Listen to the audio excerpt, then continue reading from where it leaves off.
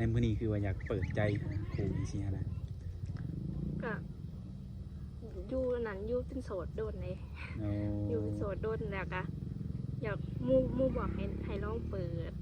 แต่สำหรับตัวเจ้าเองนี่พร้อมบ่ซะพ่ออ๋อก็เลยให้ทาง YouTube เฮานี่เนาะมาเป็นสื่อกลางให้โดยหาครูให้โดยสาวลาวใต้เฮามาออกซองเฮานี่ก็ถือว่า2คนเนาะวาสิลัดเนาะกับทักทายสบายดีและสวัสดีเด้อ FC ฮักแพงกันเบิดทุกผู้ทุกคนเนาะบ่ว่าจะเป็นภายในหรือว่าต่างประเทศก็ยินดีต้อนรับเข้าสู่ซองสาวเมยบันปลายอีกแล้วเนาะมาคู่พอกับสาวเมยพี่เด็กมามื้อนี้กับพี่แลได้มาหาทางสาวโสดหน้าใหม่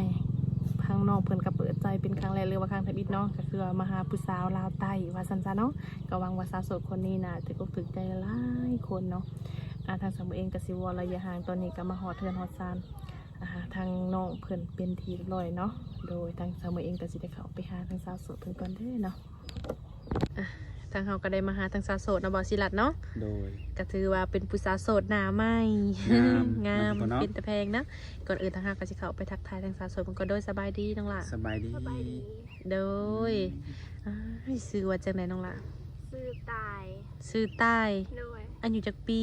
อายุ20 ปีอายุ20 ปีเฮ้ยเป็นน้องใครได้บอกถึงแล้วเนาะก็ยังเป็นน้องอยู่แม่นอายุ20นั่นแหละ20 ปี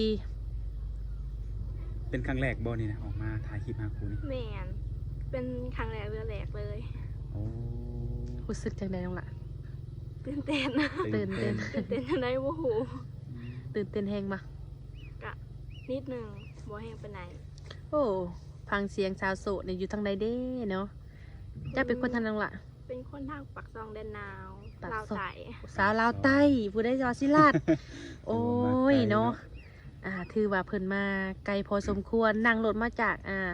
ปากซองแดนนาวมาทางฮอดเชโนเฮาจักกิโลน้องล่ะประมาณ200ปลายพุ่นบ่250แม่นบ่คือสิแม่น250กิโลแม่นเพราะว่าจากปากซองหรือว่าจากปากเซมาหาเซโนเฮานี่250ลักอ๋อเนาะก็คือว่าทางน้องล่ะเพิ่นก็เลยมาหาหมู่บ่มาหยังน้องล่ะมาหลินน้ำอ้ายเพิ่นเป็นคนอยู่เซโนนี้อ้ายเป็นคนกลับบ้านมาเอาเมียทางนี้โอ้แล้วอ้ายเพิ่นก็มาอยู่พี่เลยโดยแล้วก็ไปหลินน้ำอ้ายโอ้แต่เป็นอะไรคือว่าในมื้อนี้คือว่าอยากเปิดใจครูอีซี่นะก็อยู่นั่นอยู่เป็นโสดโดนเลยอยู่เป็นโสดโดนแล้วก็อยากมู่บอกให้ลองเปิดแต่สำหรับตัวเจ้าเองนี่พร้อมบ่ซะพ่ออ๋อก็เลยให้ทาง YouTube เฮานี่เนาะมาเป็นสื่อกลางให้โดยหาครูให้โดยสาวลาวใต้เฮามาออกซองเฮานี่ก็ถือว่า2คนเนาะวาสิลัดเนาะเรามากันโดยเฉพาะทุกคนแม่นแต่ที่ผ่านมาได้ใช่บ่เคยคุยผู้บ่าวทางใดบ่ก็เคยคุยกับคนทางบ้านเป็นจังไดคุยกับทางบ้านกับจังได๋ว่าอยู่ได้บ่โดนนะแบบคุยแบบบ่ค่อยปานใด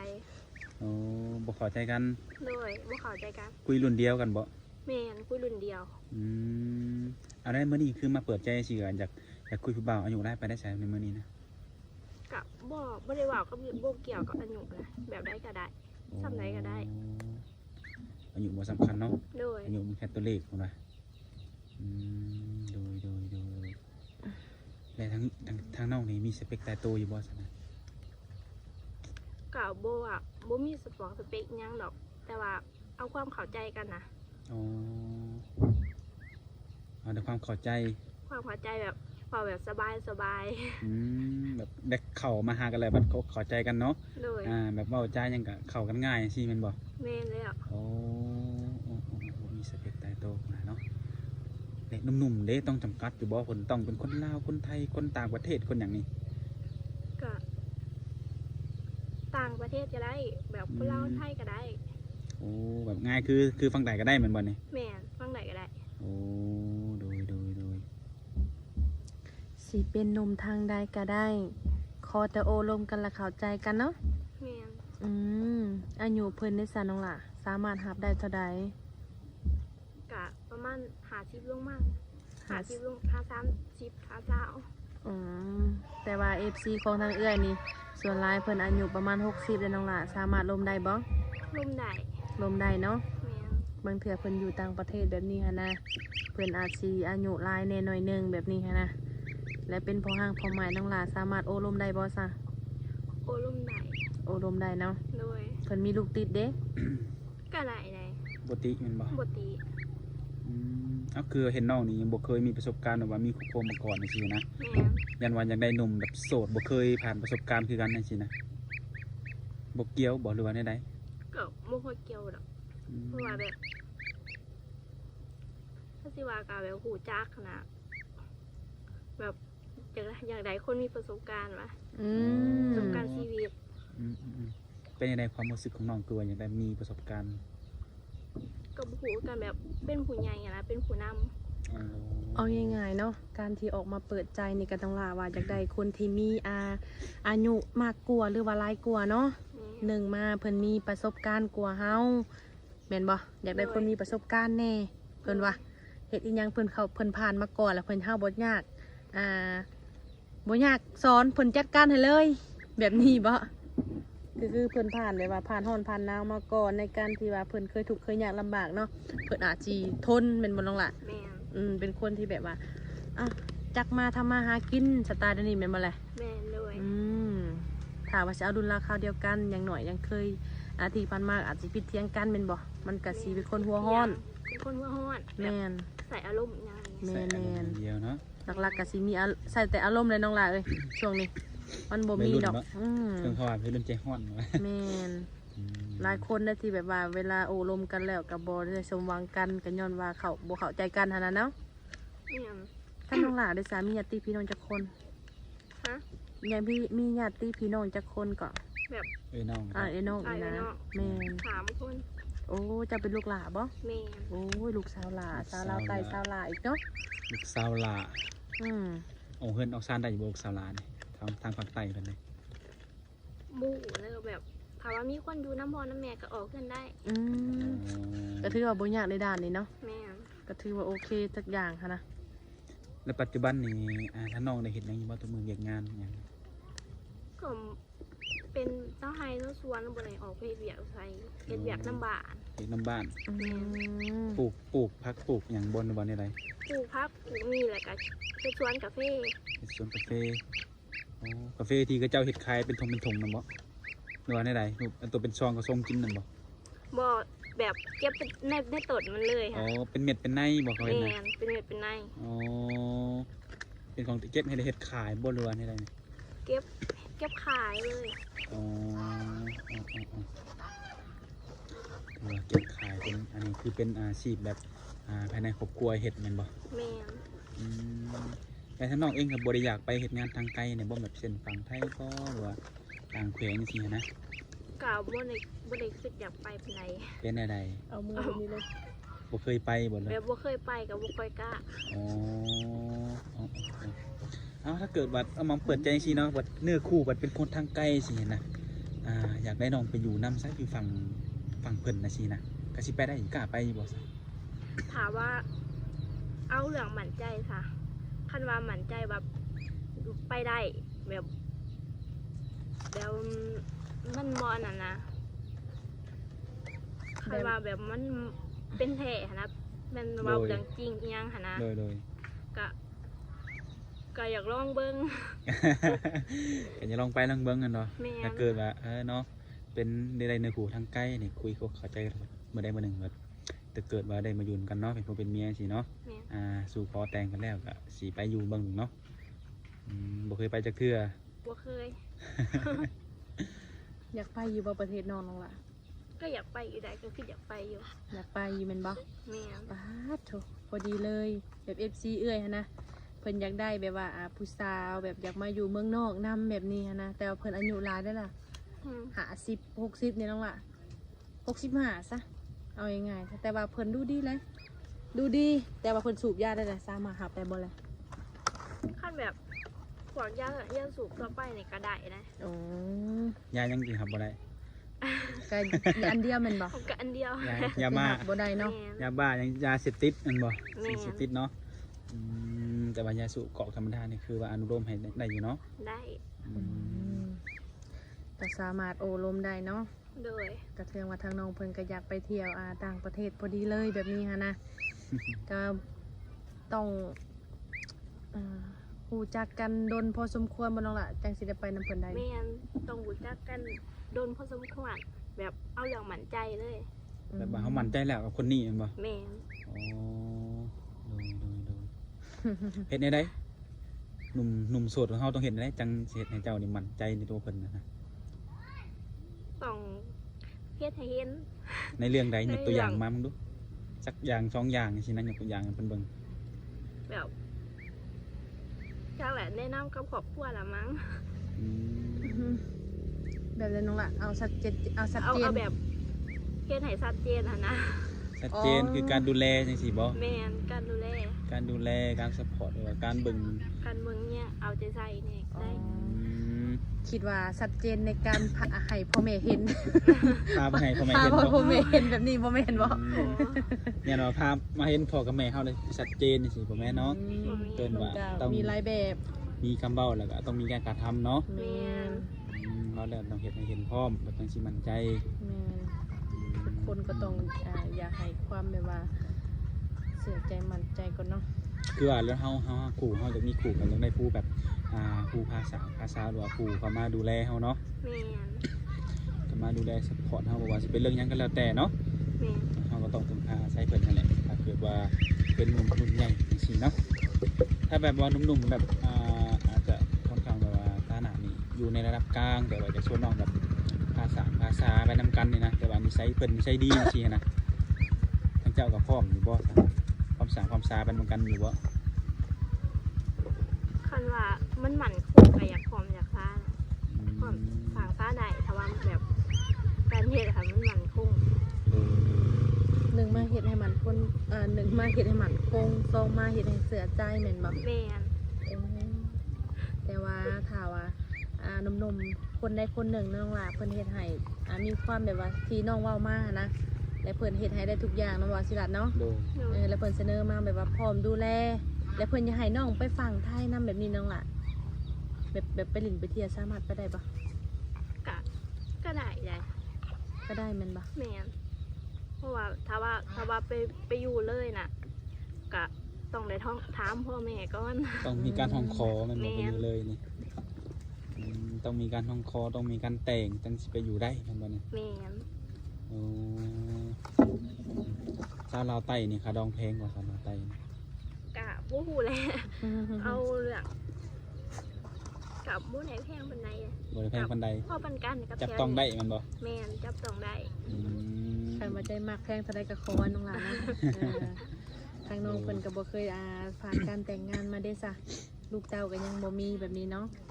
อืม ก็ถือว่าสิแพงหน่อยนึงแน่ ชาวลาวบ่ แม่แทนชาลาอีกเด้นี่ แบบทางอ้ายเอ้ยน้องเจ้านี่เพิ่นเอาลูกเอาเมียเบิดแล้วบ่ แม่นเอาลูกเอาเมียเบิดแล้ว มีเอื้อยกับอ้ายบ่น้องล่ะ แม่น โอ้ก็ถือว่ามีครอบครัวเบิดเลยเนาะก็คือว่าทางน้องหลานเป็นคนที่ว่าอยู่นำแม่แม่นบ่ โดย